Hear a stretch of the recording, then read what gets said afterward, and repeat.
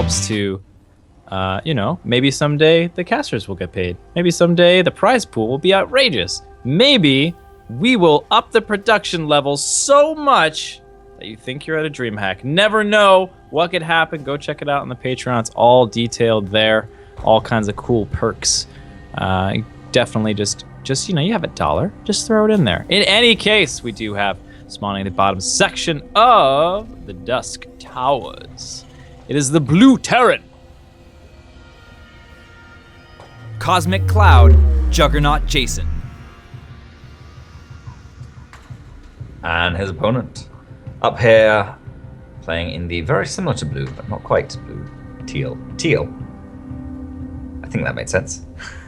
It's the Zerg player.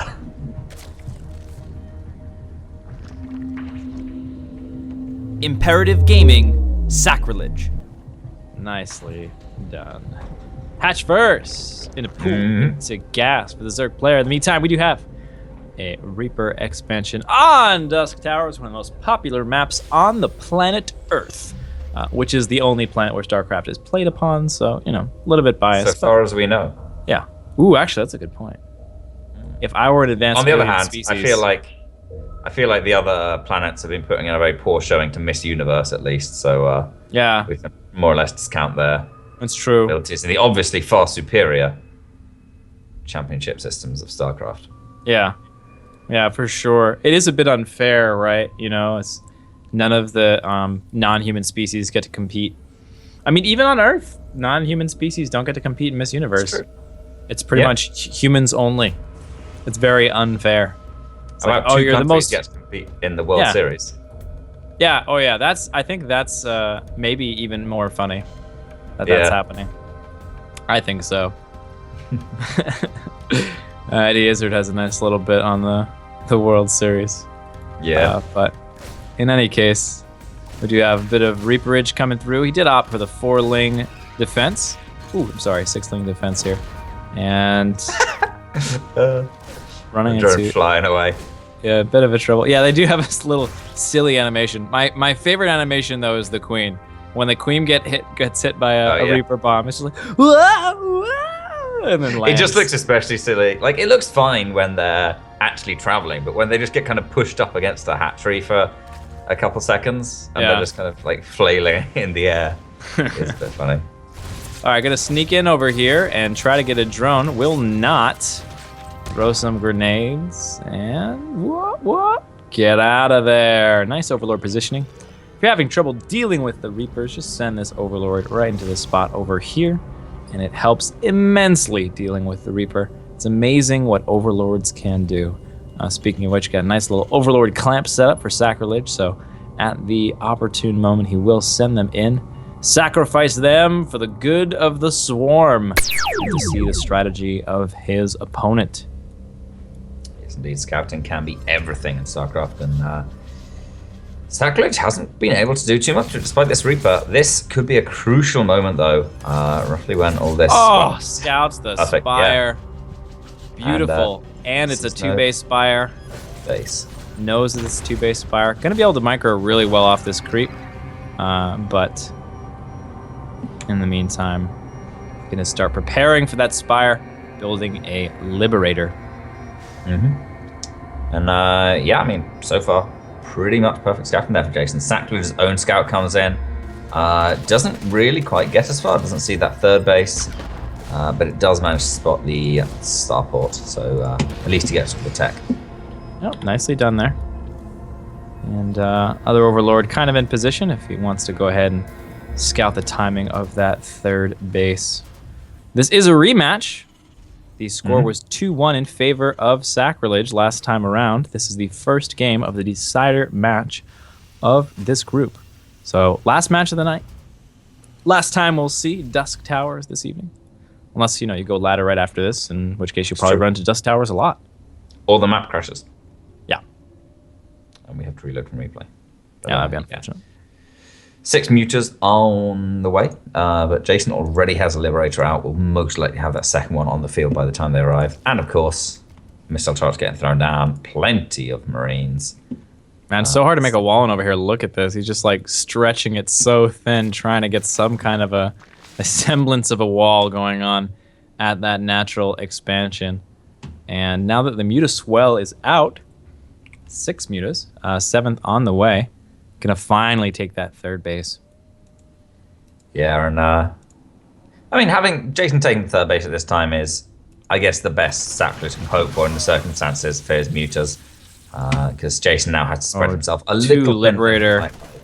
This is not the kind of thing you can engage without perfect micro, and it's so hard. The Liberator splash is strong, but what makes it the most strong is the diameter of the splash is gigantic. So even normal splitting is not going to avoid that damage, and if you're regularly clumped up, it's going to hit everything every time. Yeah, Magic Box is not enough. Yeah, you have to literally manually split everything out. And of course, that gives you a lot less damage, a lot less fighting capacity versus anything on the ground, any Marines or the like. Yeah, and going for this 2-base Muta play has not paid off for Sacrilege. He's still catching up in the worker department.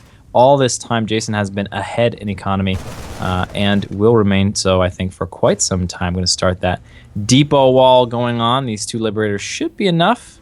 They're going to get a couple of nice hits off here. Pretty good micro from the Mutalists, but they will have to back out as the Marines get into position to assist. And not giving up by any stretch of the imagination. 4 more Mutas on the way, just pushing them out very hard. And getting a couple of safety banes here. Because if there's a big Liberator Marine attack, he's going to need to have a couple of banes at least to start off. A lot of times it's not enough to just be able to build your units when you see that there's an attack moving out. You need to have a couple ready to go. Yeah. And, Sacrilege is doing just that, taking the Forge base as well. Yeah, particularly if you're going for any kind of composition involving banelings. To go from lava to baneling takes quite a long time, almost as much as Ultralisk, I believe. But yeah, you just have that small pack of lings. You can morph up into the first wave of banelings as you're morphing in your next round of lings, and pretty much arrives at the same time. Yep, so Jason kind of turtling up here. Gonna do some repairing and get that starport count up. So he'll be on a 3 starport setup here. Not quite like Rough, a little bit later, I think, 3 starports. It was later than Rough. Yeah, looks like it. And yeah, just gradually getting the upgrades out there. Pretty much equal starts on 2-2, so will mostly be even, at least until 3-3 comes along. But of course, with the fast hives, a little bit of creep clearing coming in, which is nice. But yeah, with fast hives that Zerg's been going for, mainly for that Ultralisk, the power unit of the minute, at the minute of TvZ, of most matchups, to be honest. Yeah, most of the matchups, that Ultralisk is just absolutely crazy. Rushing the hive out lets you actually get your upgrades as well, which is nice. It's nice to not just have like a couple minutes where you're like, not really worth going for 3-3, but I'm getting punished for not having it. Yeah, getting the very nice setup with these Mutalists here, picking off a unit here or there, still hasn't lost a Muta, I believe. And if we remember from last game, Sacrilege, quite good at being very careful with the Mutalisks and trying to avoid that. Oh, getting a little bit frisky there with those Liberators. Again, repositioning. It's getting into a pretty nice spot here on creep. Very difficult for Jason. You can see the Marines sticking back away from the creep for the most part over here. An over Camille on creep at this point in time could be devastating. Jason's got a nice lead right now. Doesn't want to throw it away.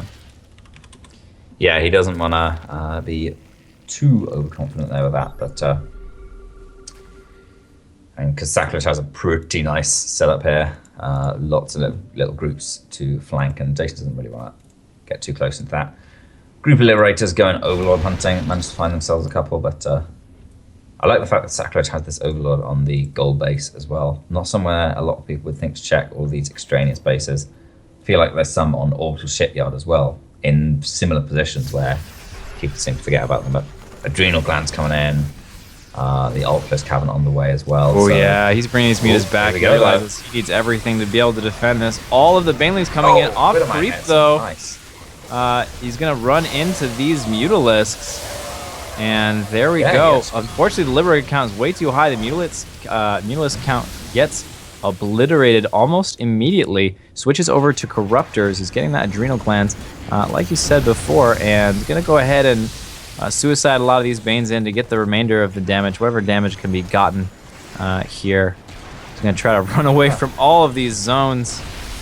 Bust through potentially. Here we go. We still have 2 Banelings left. 2 Banelings, that's the crucial number. Is the one. Oh my god! 15 dead workers. Amazing. There we go. That small pack made it all the way through, like 7 or 8, maybe even 10 Liberator zones through a wall and gets 15 worker kills. Yeah, dodged all the mines. Yeah, that's getting your money's worth for sure.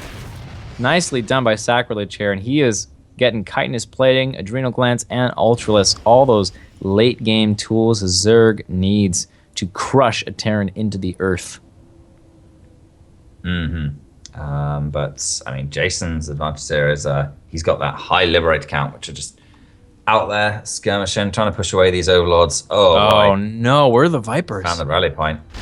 And just look at that enormous splash damage, taking out all the overlords. And yeah, Jason's ready to come in with a drop as well. Looks like he might unload on this gold base and try and snipe the 3 overlords that he can find here. Actually, just the Liberator coming along to do it. And yeah, I mean, his supply is getting decimated here. He's down at like 142 available supply, 134 now. So he's gonna have to spend a lot of money on overlords before he can actually make anything useful. Ghost kept in trouble.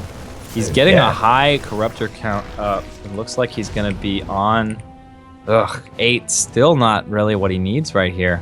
No Vipers on the way. I'm very surprised. He's got a huge gas bank. Yeah, Vipers are exactly what he needs. Just 2 parasitic bombs will kill a ridiculous amount of Liberators without splitting, but here he comes. He's going to try and micro these Corruptors as best he can, but yeah, it looks like the Liberators are just a little too strong. Maybe he can get him out. Transfuses will help a lot. Oh wow, these transfuses are great. That cluster in the middle, though, hurting him pretty hard. Very difficult engagement here for the Zerg player. A lot of APM, a lot of focus fire necessary. And he's just going to go ahead and do the absolute best he can. It's amazing how good one Corruptor is against the Liberators. The low count. Yeah. The Corruptors do so well against Liberators, but that splash damage, once it starts kicking in, it's absolutely devastating. Absolutely. Splash damage just scales so much better than pretty much anything else. Even though one Liberator doesn't do very much DPS, when it's doing that DPS to like 6 or 7 units, that's scary. Yep, gonna get out of there with that medevac boost quite quickly. We do have a very nice economy over here for Sacrilege. Has managed to stay on a very high base count for quite a while and has a significant gas advantage. But, unfortunately... base down the right now. Sniped. Yeah, Jason just all over the place. He's not really focusing getting on the ready base, to move in over on the main as well at the same time. Most of this army out of position. Gonna snipe this hatch and we have a nice. He's got the Corruptors in position here. Should be able to take down these medevacs and force a full damage here from these units. They will all die. No one gets out. No one gets this base for free. And the Ultra is going to go ahead and defend in the bottom. So really nice splitting. Defensive splitting so far from Sacrilege. This is what we've seen over and over again is Jason's comfort zone. When he can get into these multiple drop scenarios, he generally does very well and get a lot of damage done. Yeah, but back in towards the natural, Jason goes, and Sacrilege with the Corruptors. Again, he's taking everything out. It's just a few Marines and a Marauder here, and yeah, eventually it all gets cleaned up. And how many more medevacs does Jake have on the map? That's pretty much all there. There's 2 down towards the 5th base. Yeah, we got 2 medevacs and we have 11 Liberators. Yeah, so just empty. These Vipers coming out should do quite well. We have seen some excellent splits in response to the parasitic bomb today. Just really, really well done. So we'll see, see more of that. Oh, pretty nice split up here with these Corruptors. Nicely done. It's not going to be enough, but I mean, he got pretty much the best out of an awful scenario here. Yeah, I mean, he managed to take down a Liberator or 2. But You can't hope for much more in that kind of a scenario. Yeah, I think they're It's either really going to come down to these 6 ghosts at a time, man. He's only going to have, this is really important, he's only going to have 2 parasitic bombs, so pretty much any splitting at all is going to negate deaths. He's going to need these corruptors to sweep in and finish it off. It's not going to be a pure parasitic bomb kill. It's going to be a 1-2 punch here. Corruptor count is moving its way back up to 8 again. They just keep getting killed off. Oh, and these liberators are all set up right now. And parasitic bombs going off, but not a lot of splash damage being done. That might have been done a little bit premature over here. Ghosts in the back sniping down a lot of these. Really good position for this bio to engage in. Oh, but the splash damage from the Ultra in the front doing a lot of damage. Unfortunately, the combination is too much. Jason, with the victory, he had those Liberators in position, and he also had the Ghosts doing their steady targeting. Teal Zerg player. Imperative Gaming, Sacrilege. And all the way across the map, down here in the bottom left. He's switching up his color again, playing in purple, and looking wonderful doing it. It's our Terran player. He is Cosmic Cloud, Juggernaut Jason.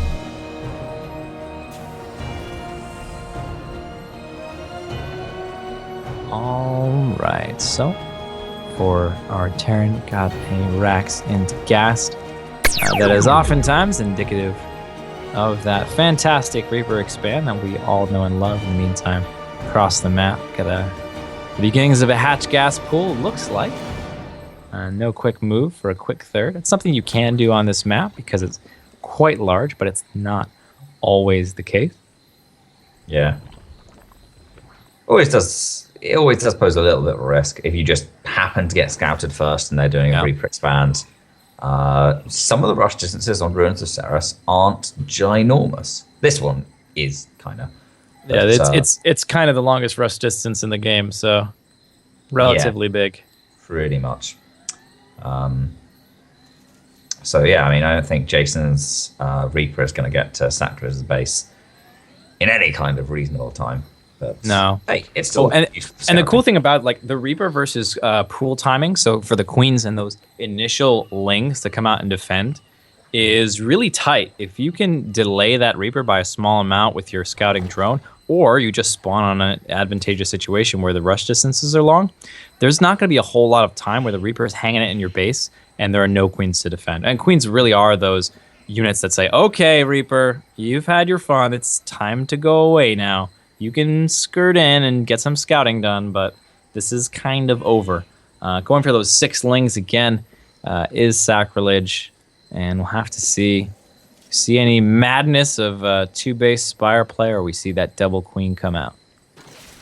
Yeah, pretty early KD8 charge. Kind of surprising. I guess he was just hoping Sacrilege wasn't paying attention, but Sacrilege is way too good for that. Oh! Ooh!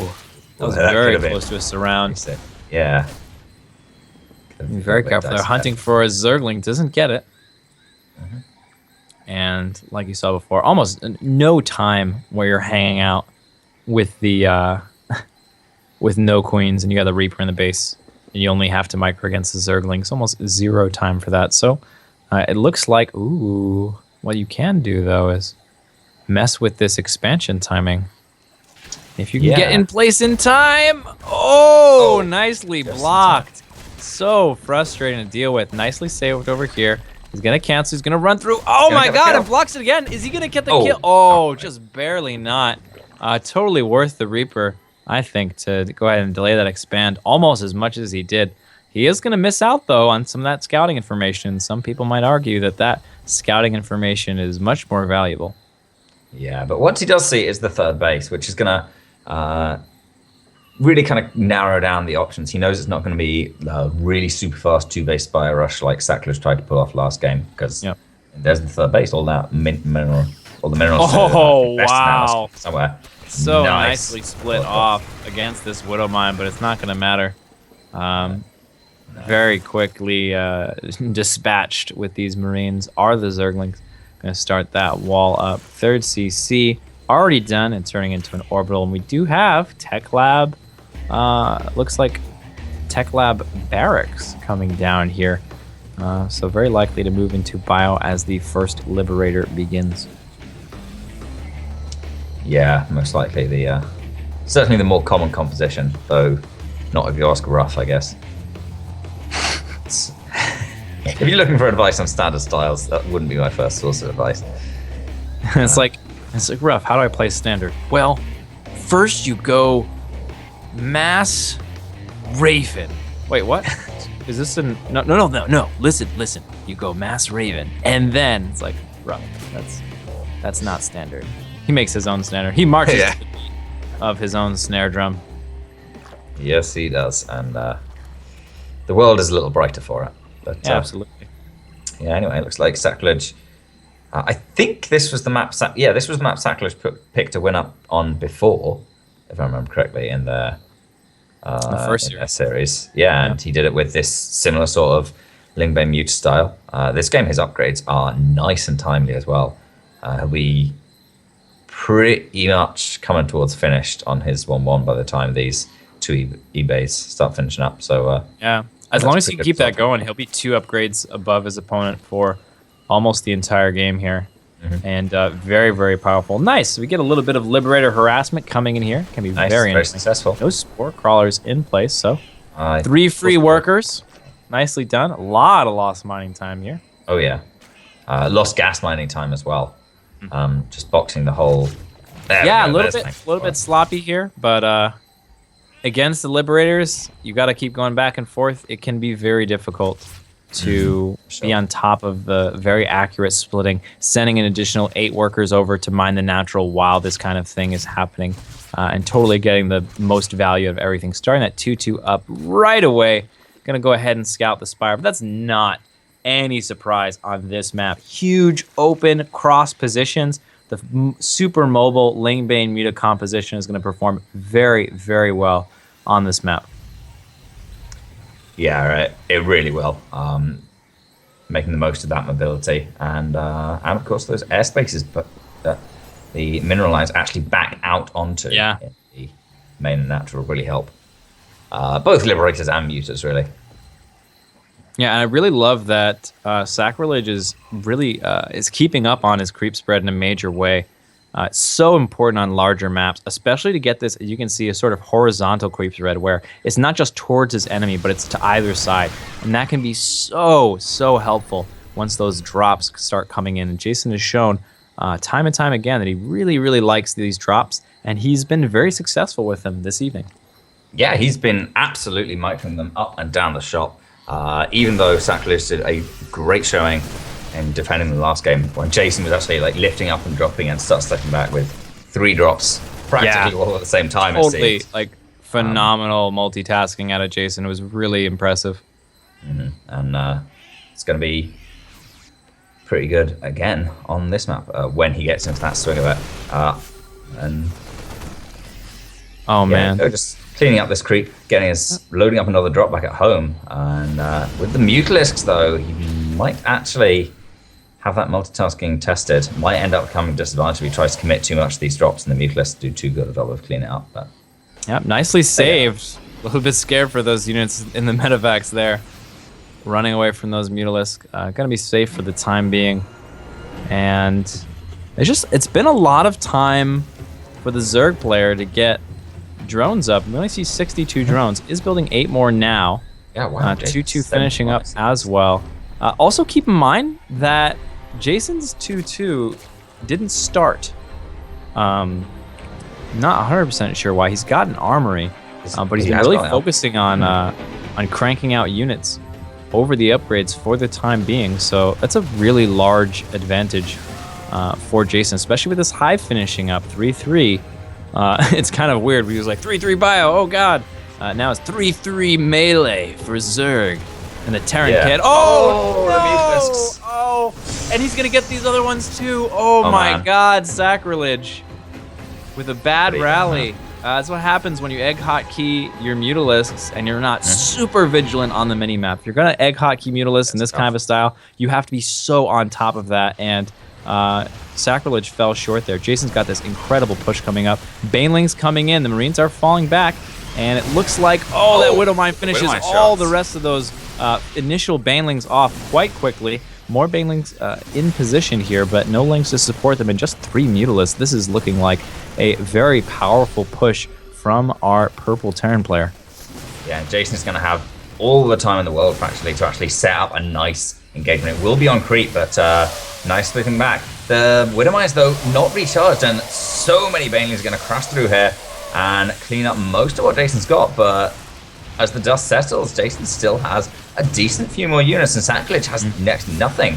Now the reinforcing wave links come in, he can actually start to push this back. Oh, nice Widowmine shots, though. Clear out a lot of these Zerglings. And, ooh, the Mutalisk taking out the only full medevac. Excellently done, but he is losing quite a few Mutalisks for it. This Liberator getting in a decent amount of damage with more Liberators coming up behind. He's building 4 Liberators at a time right now. No 3-3 on the way for Jason, so that's going to be tied up in upgrades quite soon between Terran and Zerg, and that's going to be very, very nice for Jason. Yeah, Sacrilege just focusing a little more on actually defending that push from Jason rather than making use of his newfound hive tech. Now, as soon as he actually sees Jason retreat, bang, down goes the Ultralis Cavern. We'll be getting those 8 armor, terrifying dinosaurs out on the map, slicing through as much bio as possible. Yeah, absolutely.